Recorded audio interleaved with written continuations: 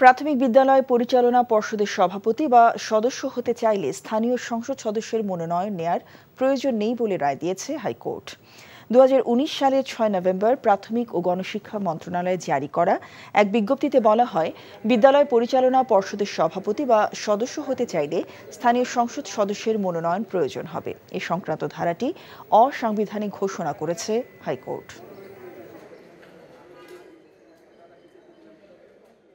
আজকে যে আদেশটি আমাদের হাতে এসছে, সেই আদেশের মাধ্যমে মাননীয় হাইকোর্ট বিভাগ প্রাথমিক বিদ্যালয়ের ম্যানেজিং কমিটিতে অভিভাবকদের পক্ষ থেকে কেউ নির্বাচিত হলে তাকে প্রেসিডেন্ট করার ক্ষেত্রে বা সদস্য করার ক্ষেত্রে এমপিদের কোনো মনোনয়ন প্রয়োজন নেই এবং মনোনয়ন চাওয়ার যে বিধানটি ছিল সেই বিধানটিকে অসাংবিধানিক ঘোষণা করা হয়।